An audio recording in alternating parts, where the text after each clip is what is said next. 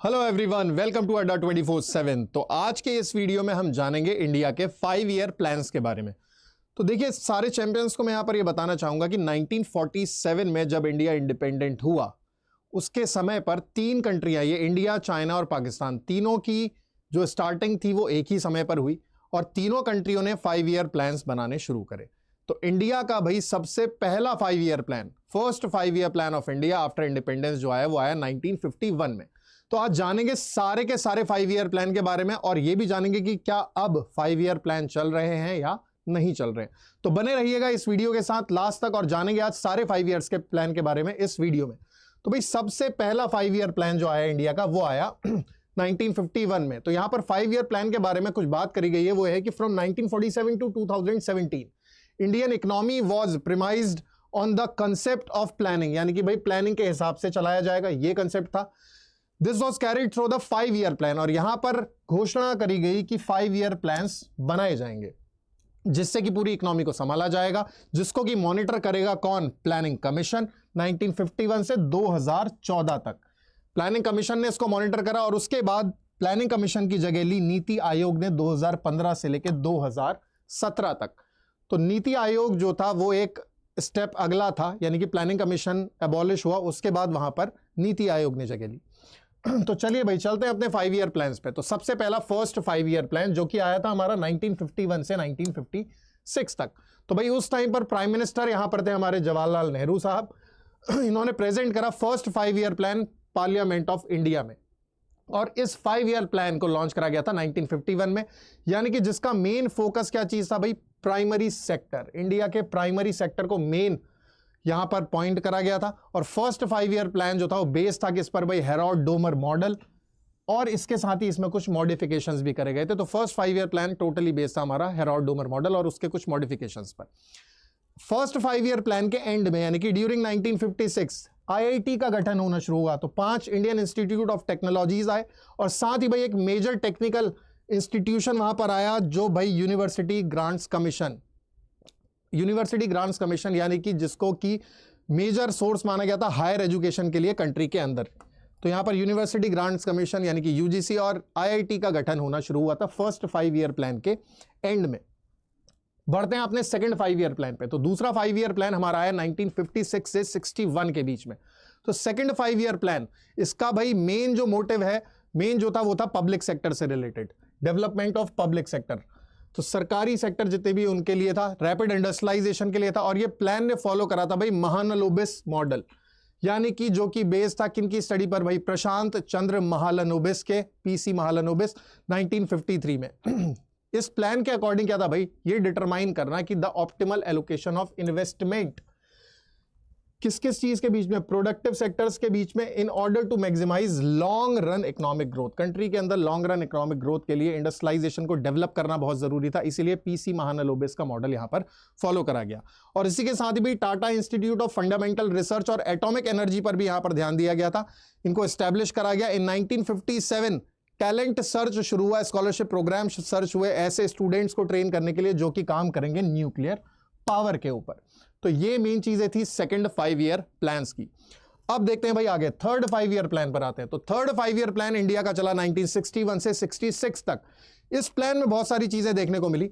During this plan भाई सबसे main चीज तो यह था कि इसका मेन जो प्रोसेस था वो था किस चीज के ऊपर? एग्रीकल्चर के ऊपर और improvement in the production of wheat, wheat के प्रोडक्शन के ऊपर, यानी कि ग्रीन रेवोल्यूशन की यहां पर हम बात कर रहे हैं। लेकिन भाई Sino India war, India China की वॉर 1962 में जो हुई थी भाई, इसने पूरा सब कुछ एक्सपोज कर दिया और इकोनॉमी को शिफ्ट करना पड़ा किसकी तरफ भाई? डिफेंस की तरफ। और यहां पर इंडियन आर्मी के ऊपर फिर ज्यादा पैसा खर्च हुआ और 1965 में इंडिया ने एक फिर लड़ाई लड़ी पाकिस्तान के साथ। तो यहां पर भाई एक बहुत ही ड्रॉट भी आया था और यहां पर पूरा का पूरा सीन जो हुआ ये हुआ कि 5 ईयर प्लान जो थे वो थर्ड 5 ईयर प्लान पूरी तरीके से सक्सेसफुल नहीं रहा, क्योंकि यहां पर प्रायोरिटी शिफ्ट कर दी गई थी भाई किस चीज के ऊपर? वॉर के ऊपर, ठीक है ना, प्राइस स्टेबलाइजेशन के ऊपर आ गए थे। और it was based on John Sandy या फिर जिसको हम बोलते हैं सुखमय चक्रवर्ती मॉडल पर बेस्ड था। तो थर्ड 5 ईयर प्लान के दौरान भाई Sino India war, India Pakistan war ने बहुत मामला खराब करा और यहां पर हमारा जो बजट था उसका फोकस चेंज होके भाई वॉर की तरफ ज्यादा चला गया। फिर प्राइस स्टेबलाइजेशन को यहां पर मेन फोकस में रखा गया। बात करते हैं भाई प्लान हॉलीडेज की। इसके बाद फोर्थ 5 ईयर प्लान आने से पहले, क्योंकि थर्ड 5 ईयर प्लान में गड़बड़ी हो गई थी, फेलियर हो गया था थर्ड 5 ईयर प्लान का, तो इसलिए गवर्नमेंट ने डिसाइड करा कि भाई प्लान हॉलीडेज डिक्लेयर करते हैं, यानी कि 66 से 67, 67 से 68 और 68 से 69 3 रोलिंग प्लान्स या एनुअल प्लान्स यहां पर ड्रॉ करने पड़े गवर्नमेंट को, इस वजह से क्योंकि थर्ड 5 ईयर प्लान यहां पर फ्लॉप हो गया था। तो गवर्नमेंट ऑफ इंडिया ने डिक्लेयर करा भाई इस दौरान में डिवैल्यूएशन ऑफ रूपी, जानबूझकर अपनी करेंसी की वैल्यू को गिराया गया ताकि इंडिया के एक्सपोर्ट्स बढ़ सके। तो डिवैल्यूएशन ऑफ रूपी यहां पर एक मेजर स्टेप जो था इंडिया की गवर्नमेंट ने लिया था, तो एक्सपोर्ट्स को बढ़ाने के लिए। तो मेन रीजन प्लान हॉलीडेज का ये था कि भाई द वॉर, एक तो वॉर हो गई थी, लैक ऑफ रिसोर्सेज था, और साथ ही साथ भाई इन्फ्लेशन रेट कंट्री के अंदर बहुत हाई हो गया था, इसलिए यहां पर 3 एनुअल प्लान्स निकाले गए थे फोर्थ 5 ईयर प्लान की जगह। उसके बाद बारी आती है फोर्थ 5 ईयर प्लान की। 69 से 74 तक इंडिया में चला था फोर्थ 5 ईयर प्लान, और फोर्थ 5 ईयर प्लान को भी डिले करा गया था 1 साल से ज्यादा के लिए। क्यों? क्योंकि यहां पर डिसएग्रीमेंट हो गए थे over India's economic development strategies, कि कैसे डेवलप करना है, क्या करना है, तो इसीलिए फोर्थ 5 ईयर प्लान में 1 साल की देरी हुई। इस प्लान ने अडॉप्ट करा ये ऑब्जेक्टिव कि पुराना ट्रेंड जो था, increasing concentration of wealth and economic power, it was based on the Gadgil formula, Gadgil committee, Gadgil ये नाम यहां पर बहुत इंपॉर्टेंट है, गडगिल फॉर्मूला पर बेस्ड था, जिसमें की बात करी गई थी growth with stability and progress की टुवर्ड्स द सेल्फ रिलायंस, यानी कि कंट्री को सेल्फ डिपेंडेंट बनाने की बात करी गई। इस टाइम पर इंदिरा गांधी यहां पर हमारी प्राइम मिनिस्टर थी। साथ ही भाई इंदिरा गांधी ने एक मेजर स्टेप लिया था, नेशनलाइजेशन ऑफ कमर्शियल बैंक, जिसमें 14 मेजर इंडियन बैंक्स को नेशनलाइज कराया गया था, जिसमें Allahabad bank, bank of Baroda, bank of India, bank of Maharashtra, central bank of India, Canara bank, Dena bank, India bank, Indian overseas bank, Punjab national bank, syndicate bank, UCO bank, union bank and united bank of India, ये 14 bank जो थे वहां पर nationalise करे गए। और यहीं पर ग्रीन रेवोल्यूशन का भी दोबारा दूसरा फेज स्टार्ट हुआ एडवांस एग्रीकल्चर के लिए, जिसमें व्हीट और राइस के प्रोडक्टिविटी को बढ़ाने के लिए ये स्टेप लिया गया था। लेकिन इंडो पाकिस्तान वॉर 1971 में जो हुआ और बांग्लादेश लिबरलाइजेशन वॉर, ये सारे के सारे फंड्स को शिफ्ट करना पड़ा वॉर की तरफ, तो यहां पर भी कुछ परेशानी वॉर की वजह से इंडिया को देखनी पड़ी। नेक्स्ट यहां पर हम बात करते हैं फिफ्थ 5 ईयर प्लान की, जो कि आया था 1974 से 78 के बीच में। तो फिफ्थ 5 ईयर प्लान का मेन जो फोकस था वो था एम्प्लॉयमेंट पर और पॉवर्टी पर, पॉवर्टी एलिवेशन, यानी कि गरीबी हटाओ योजना यहां पर आनी शुरू हुई, और जस्टिस के ऊपर। The plan also focused on self reliance, जो कि पिछले प्लान में भी बात करी गई थी, सेल्फ डिपेंडेंसी के लिए in agriculture production and defence में। 1978 में the newly elected Morarji Desai ji की गवर्नमेंट ने इस प्लान को रिजेक्ट कर दिया था। मोरारजी देसाई जी की जब सरकार बनी तो यहां पर इस प्लान को रिजेक्ट करा गया था, और उसके बाद द मिनिमम नीड प्रोग्राम यहां पर इंट्रोड्यूस करा गया था पहली बार in the first 5 year plan जो था। उसके बाद the objective of programme is to provide certain basic minimum needs and thereby improve the living standard of the people, और ये लॉन्च करा गया था डीपी धर द्वारा। तो ये नाम यहां पर एक बहुत चर्चित नाम यहां पर रहा था ड्यूरिंग फिफ्थ 5 ईयर प्लान 1974 से 78 के बीच में। बढ़ते हैं आगे भाई, इसके बाद इंडिया में आया रोलिंग प्लान, अगला 5 ईयर प्लान नहीं आया। जैसी जनता पार्टी की सरकार बनी तो उन्होंने रिजेक्ट कर दिया फिफ्थ 5 ईयर प्लान को, और उन्होंने इंट्रोड्यूस करा a new sixth 5 year plan 78 से 80 के बीच में। This plan was again rejected by Indian national Congress, फिर इसको भी इंडियन नेशनल कांग्रेस की सरकार ने, यानी कि यहां पर सरकार में उतार चढ़ाव बहुत हुए, तो 1980 में इसको कांग्रेस, इंडियन नेशनल कांग्रेस ने भी रिजेक्ट कर दिया, और एक नए सिक्स्थ प्लान का गठन यहां पर हुआ। तो भाई सिक्स्थ प्लान चला हमारा 1980 से 85 के बीच में। यहीं पर बात करते हैं भाई इकोनॉमिक लिबरलाइजेशन की, प्राइस कंट्रोल की, वर एलिमिनेटेड, इन चीजों को यहां पर हटाया गया। Ration shops were close, ration की दुकानें यहां पर बंद करी गई थी। This led to an increase in food prices, जिसकी वजह से कंट्री के अंदर फूड प्राइस बढ़ना शुरू हो गया था, इन्फ्लेशन होनी शुरू हो गई थी, and N increase in the cost of living, और इंडिया में रहने की कॉस्ट बढ़ गई थी, cost of living. This was the end of Nehruvian social ISM socialism, यहां पर एंड हुआ नेहरूलिज्म सोशलिज्म का। और national bank for agriculture and rural development, NABARD यहां पर एस्टेब्लिश हुआ था 1982 में 12 जुलाई को। ये एक मेन इंपॉर्टेंट, जिसको बोला जाता है भाई apex bank of rural development, इसका यहां पर गठन हुआ। इसके बाद family planning was also expanded in order to prevent over population, यानी कि यहां पर फैमिली प्लानिंग की भी बात करी गई थी, पॉपुलेशन को कंट्रोल में रखने की। यहीं पर एक मेजर चीज जो देखने को मिली भाई, military 5 year plans became coterminous with planning commissions plan from this plan onward, और यहीं से भाई मिलिट्री 5 ईयर प्लान जो थे वो चलने शुरू हो गए थे। अब देखते हैं क्या है इसके आगे। नेक्स्ट यहां पर आता है हमारा 7th 5 ईयर प्लान, जो कि चला था 85 से 1990 के बीच में। तो 7th 5 year plan led by the Congress party with Rajiv Gandhi वहां पर प्राइम मिनिस्टर थे। The plan laid stress on improving the productivity level of industries by upgrading technology, जैसा कि उनको बोला जाता है टेक्नोलॉजी का जनक। तो भाई टेक्नोलॉजी अपग्रेडेशन के लिए यहां पर प्लान जो था वो फोकस कर रहा था। The main objective of the 7th 5 year plan were to establish growth in areas of increasing economic productivity. तो भाई ग्रोथ के लिए था, प्रोडक्शन ऑफ फूड ग्रेन्स यहां पर ज्यादा हुआ, इन generating employment through social justice. ये तो स्टार्टिंग से ही इंडिया में रहा ही है कि एम्प्लॉयमेंट जनरेट कराना सोशल जस्टिस के साथ। नेक्स्ट एनुअल प्लान्स उसके बाद दोबारा आए 1990 से 1992 तक। The 8th plan could not take off in 1990। क्यों भाई? Due to fast changing economic situation at the centre. एक तो सेंटर में इकोनॉमिक सिचुएशन बदलती जा रही थी, एंड द ईयर्स 19 से 91 तक और 91 से 92 तक were treated as annual plans. इसी वजह से यहां पर पूरा 5 ईयर प्लान ना लगा के एनुअल प्लान्स लगाए गए थे 2। The 8th plan was finally launched in 1992 after the initiation of structural adjustment policies. और यहीं पर इसी दौरान 91 में इंडिया में एलपीजी पॉलिसी का भी स्टार्टअप हुआ था। लिबरलाइजेशन, प्राइवेटाइजेशन, ग्लोबलाइजेशन, यानी कि भारत में इकोनॉमिक रिफॉर्म्स लगाए गए थे इसी पीरियड में। नेक्स्ट 8th 5 ईयर प्लान की बात करते हैं, जो कि हमारा है 1992 से 1997 तक। इस समय भाई डॉक्टर मनमोहन सिंह, जो लेट हमारे प्राइम मिनिस्टर थे, उन्होंने ये लॉन्च करा था एज अ फाइनेंस मिनिस्टर, जिन्होंने भाई बैंकरप्ट होने से हमारी कंट्री को बचाया। और ये बिगिनिंग था किसका भाई? लिबरलाइजेशन, प्राइवेटाइजेशन और ग्लोबलाइजेशन, यानी एलपीजी पॉलिसी का इंडिया में। मॉडर्नाइजेशन इंडस्ट्रीज का करा गया और यहां पर भाई बहुत सारे चेंजेस देखने को मिले कई सारे सेक्टर्स में, industrial, foreign trade, banking sector में, फाइनेंशियल सेक्टर में बहुत सारे चेंजेस यहां पर देखने को मिले। और यहीं पर भाई सबसे मेन बात जो करी जाएगी वो ये थी कि meanwhile India became member of WTO, world trade organisation का इंडिया मेंबर बना ऑन 1 जनवरी 1995।